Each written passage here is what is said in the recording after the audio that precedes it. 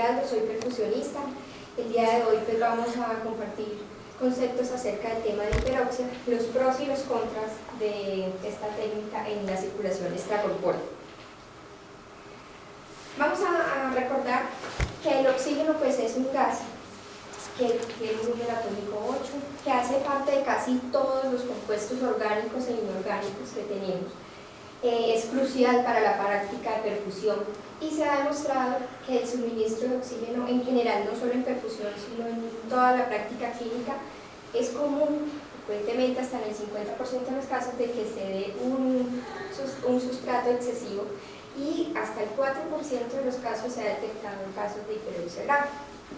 El oxígeno, al igual que cualquier otra terapia, es un tratamiento que tiene sus indicaciones, sus contraindicaciones, tiene sus riesgos y sus beneficios, y la idea es que pues, conozcamos y tengamos claramente todos estos beneficios y las cosas que tampoco son lo mejor, para poder tener en cuenta en qué momentos, en qué pacientes, en qué situaciones lo vamos a utilizar. El oxígeno tiene un par de electrones que no están apareados, y eso hace que sea altamente reactivo y que tienda a formar más que nada compuestos de tipo óxidos. Entonces, cuando uno revisa el tema de hiperoxia, se encuentra con la primera barrera, y es que no existe un consenso real, uniforme, digámoslo así, a nivel mundial de qué es hiperoxia. Es decir, para algunos hiperoxia es una presión arterial de oxígeno mayor a 100, para otros la hiperoxia es una presión arterial de oxígeno mayor a 400. Entonces, desde allí empezamos a tener como una limitación para la evidencia que arrojan los estudios, porque cada quien en su estudio maneja un nivel de hiperoxia diferente, maneja una población diferente. Entonces, incluso hay algunos ensayos clínicos que ni siquiera se proponen una meta clara de fracción arterial de oxígeno, sino que se plantean es una meta de fracción inspirada de oxígeno, que es otra cosa completamente diferente. El umbral más comúnmente utilizado para definir la hiperoxia en los estudios fue de 300 y superior. Entonces quería compartirles esto para dejar un poco más claro lo que les estoy mencionando. Acá hay como una revisión, un metaanálisis que publicaron en 2013, y todos los estudios que revisaron, miren los rangos tan diversos de hiperoxia que manejaron. Para algunos era mayor a 100, para otros mayor a 487, para otros mayor a 200. Entonces esto hace que las conclusiones que arrojan los diferentes estudios sean completamente diversas, y los resultados o las conclusiones finales de estos estudios pueden ser muy contradictorias unos a otros. Teniendo como este contexto en mente, yo hoy quiero simplemente contarles, al haber hecho esta revisión de la literatura, finalmente qué conclusiones positivas del uso de la hiperoxia se obtuvo y qué conclusiones negativas del uso de la hiperoxia obtuvimos. Entonces vamos a hablar empezando de lo positivo que la literatura ha logrado sustentar del uso de la hiperoxia. El principal o el componente más frecuentemente mencionado es el hecho de que al usted tener digamos un rango de hiperoxia, está seguro en que usted está transmitiendo una fracción inspirada, lo que me va a generar la difusión, el gradiente de difusión que necesitamos para oxigenar los tejidos. Además, en un momento de una falla mecánica, de alguna emergencia, nos va a proporcionar como un rango de seguridad mientras se logra solventar la emergencia pues, que estemos manejando, para evitar la hipoxia tisular, que de la hipoxia tisular sí hay un consenso muy claro de lo deleteria que puede llegar a ser. Lo otro es que está muy claramente demostrado también que, sobre todo en el contexto de arresto circulatorio hipotérmico, la hiperoxia ha demostrado que genera una reserva, que el cerebro puede hacer uso de ella durante este periodo de arresto.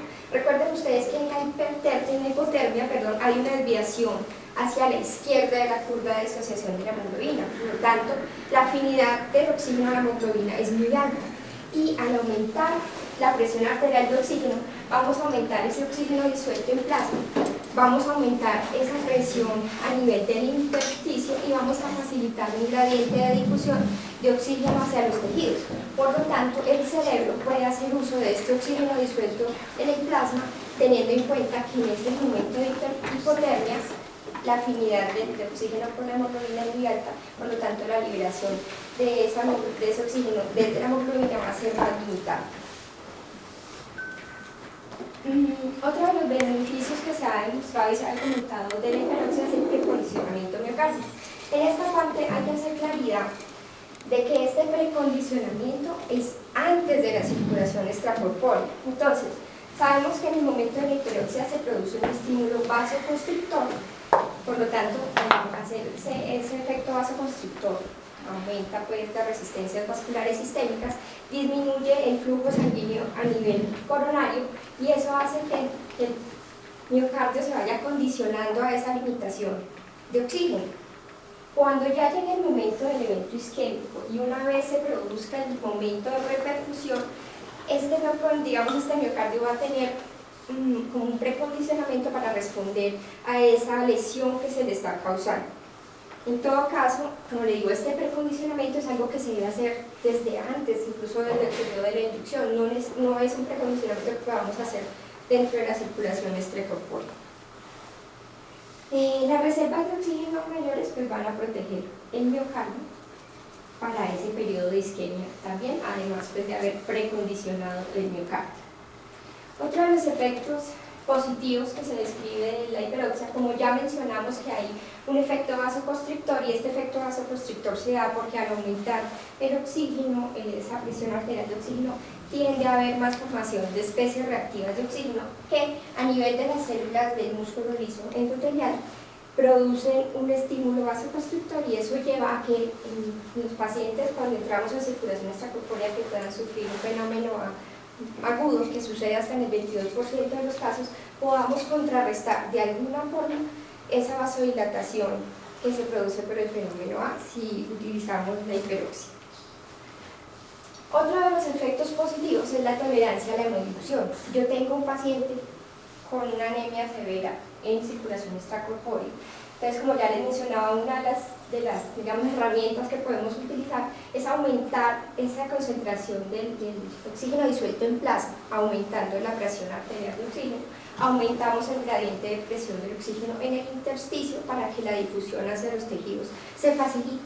Pero esto es algo pues, que no va a solucionarnos la vida durante toda la circulación extracorpórea, pero sí nos va a dar un rango de tiempo mientras ya podemos iniciar la transfusión de los glóbulos rojos para poder mejorar el transporte de oxígeno.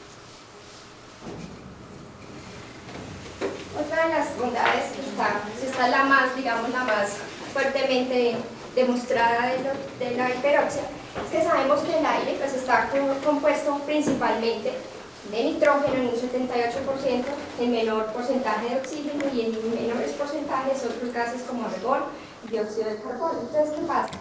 Cuando hay una embolia masiva o cuando hay una microembolia que es una realidad en la circulación extracorpórea, podemos utilizar la hiperoxia como técnica de desnitrogenación. Al aumentar esas presiones arteriales de oxígeno vamos a desplazar el nitrógeno y sabemos que el nitrógeno pues, tiene una vida útil mucho más grande, el oxígeno tiene una vida útil 10 veces menor que la del nitrógeno y eso hace que como el nitrógeno que no es metabolizable se reemplaza por el oxígeno se pueda absorber más fácilmente y podamos disminuir el tamaño de las microburbujas y se mejore pues, todo este proceso de microembolia. Otro de los, bueno ya, aquí cerramos porque son como los efectos positivos demostrados a través de los diferentes estudios que se han logrado documentar de la hiperoxia. Vamos a empezar a hablar ahora de los efectos negativos que también se han documentado. Tenemos que dentro de un escenario de circulación extracorpórea vamos a tener periodos de isquemia, vamos a tener periodos de reperfusión y sabemos que el oxígeno es el principal mediador de la cascada de inflamación. Entonces vamos a recordar un poquito ese proceso. En un periodo de isquemia, como el que se presenta en circulación extracorpórea, en el miocardio principalmente, pero también puede suceder a nivel de la microcirculación, sabemos que el ATP se va a metabolizar a hiposantina. ¿Qué pasa? Cuando ya llega el momento de la reperfusión, con la reintroducción del oxígeno y con la acción de la santina deshidrogenasa en presencia de calcio y proteasas, esa santina oxidasa se va a catalizar hasta santina oxidasa. Posteriormente, con la acción, digamos, del oxígeno, que si estamos en hiperoxia en el momento de la repercusión, pues vamos a tener mayor concentración de oxígeno, esta acetina oxidasa se va a transformar en un superóxido, que es uno de los principales radicales libres, especies de reacción de oxígeno. Entonces, el oxígeno es, digamos, uno de los factores claves para la producción de estos radicales libres de oxígeno. Recordemos que en la circulación extracorpórea, adicionalmente, toda la cascada inflamatoria se exacerba. Entonces, sabemos que hay varios factores dentro de la circulación extracorpórea para exacerbar la respuesta inflamatoria, desde lo que es independiente de la técnica de perfusión, como son las superficies no endotelizadas, el estrés, el desallamiento de los elementos formes de la sangre, lo que es el trauma quirúrgico, la anestesia, la isquemia, por todos esos factores ya de por sí van a desencadenar una respuesta inflamatoria. Todo esto, además, en presencia de oxígeno, que es inevitable, pero en presencia de hiperoxia pues lo vamos a exacerbar aún más, va a desencadenar todo lo que ya conocemos de la adhesión de leucocitos, la liberación de citoquinas, la trombocitopenia, la adhesión de moléculas, la activación de los factores plaquetarios, y en presencia del oxígeno nuevamente vamos a tener mayor estrés oxidativo, perdón, le devuelvo acá,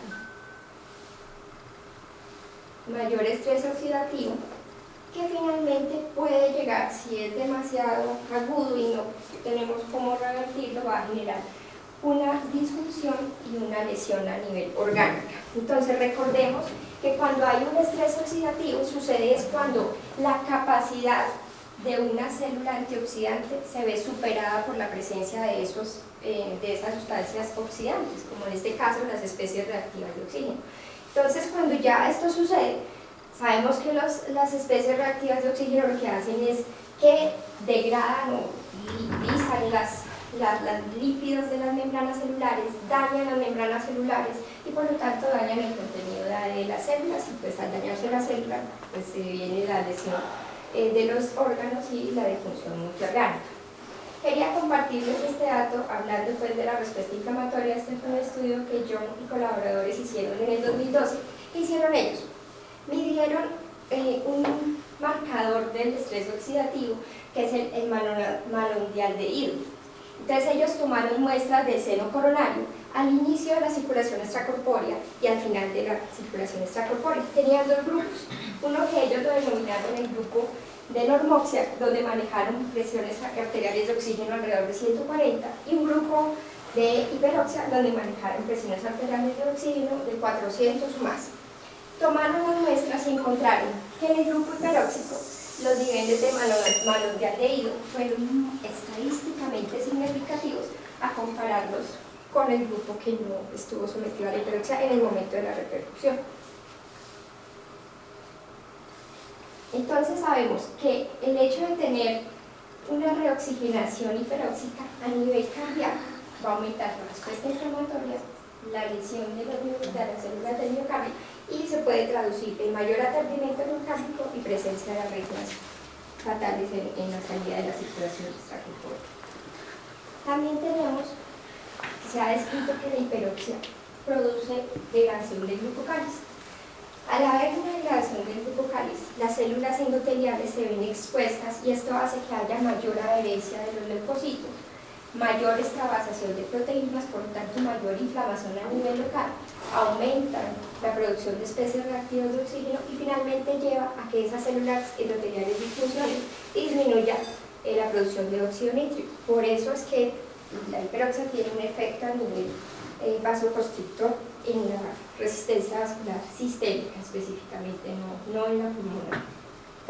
A nivel cardiovascular, además de este efecto de vasoconstricción que ya les mencioné, tenemos que se activa la respuesta parasimpática, que lleva a que haya una disminución de la frecuencia cardíaca. Al disminuir la frecuencia cardíaca aumenta el tiempo de relajación cardíaco. Ya sabemos que con la hiperoxia aumenta la lesión de isquemia por repercusión. Entonces todo esto produce tres efectos: el aumento de la poscarga, la disminución de la contractilidad y el aturdimiento del miocardio, que finalmente se van a traducir en la disminución del índice cardíaco. aumento en la heterogeneidad, porque al haber vasoconstricción a nivel de la microcirculación se hace más heterogéneo el flujo, es decir, en unas partes puede haber mayor, en otras menor flujo. Por lo tanto, ese flujo a nivel de la microcirculación es muy heterogéneo y esto lleva a que haya una disminución en la entrega de oxígeno a los tejidos. Estos cambios a nivel cardiovascular se ha demostrado que son más evidentes o más agudos en los pacientes que tienen una falla cardíaca previa. A nivel pulmonar, también se ha descrito, pues por todo el efecto de la respuesta inflamatoria que aumenta el agua intrapulmonar, la telectasia de absorción, que realmente es algo inherente a la circulación extracorpórea, no necesariamente por la hiperoxia, lleva a que haya menor intercambio gaseoso, disminución de la capacidad vital y disminución del volumen expirado forzado en un minuto, y todo esto puede durar hasta 5 días después de la circulación extracorpórea. Estos efectos se ha demostrado que realmente son más evidentes y agudos en pacientes que tienen una patología pulmonar crónica previa, más que en pacientes sanos. Es decir, para que esto le suceda a un paciente sano a nivel pulmonar, tendría que estar muchas horas expuesto a la hiperoxia. Todos estos efectos en un paciente con patología pulmonar previa pueden llevar al aumento del tiempo de ventilación mecánica y aumentar el riesgo para neumonías. Entonces, finalmente quiero dar unas conclusiones que son, digamos, para mí derivadas de la revisión que hice. Lo primero que todo, y el mensaje grande, es que definitivamente no hay un consenso de los estudios sobre la hiperoxia. Como digo, los resultados entre unos y otros son muy contradictorios. Mire que hay muchos efectos positivos y hay muchos efectos negativos. Entonces están los que la defienden, los que la... Pero lastimosamente los estudios han sido metodológicamente muy diversos, por lo cual pues no se ha podido llegar a unas conclusiones que se puedan generalizar a todos los pacientes. En cirugía cardíaca, a pesar de que se ha demostrado que por la hiperoxia aumenta el estrés oxidativo, tampoco se ha demostrado que esto tenga un efecto realmente claro en la morbimortalidad, en el infarto agudo de miocardio, que son los resultados primarios que generalmente se incluyen en los estudios. No hay evidencia ni consenso de cuál es la presión arterial de oxígeno ideal, ni la fracción de oxígeno expirada ideal para manejar en la circulación extracorpórea. Pero yo, personalmente, después de haber hecho esta revisión, pienso que más que uno decir la hiperoxia sí o la hiperoxia no, es sentarnos a ver cuáles son las bondades y los beneficios para saber en qué pacientes lo voy a usar, porque hay unos beneficios y unos momentos en que los puedo utilizar, o unos pacientes que sí se van a beneficiar de la hiperoxia, y hay otros en que de pronto no es necesario darle la hiperoxia. Entonces ya queda como a revisión y a criterio de cada perfusionista de conocer y tener clara estos beneficios y estas consecuencias para saber la indicación en quién sí, en quién no, en qué momento sí, en qué momento no. Les dejo acá las referencias para los que estén interesados en revisar los estudios. Muchas gracias.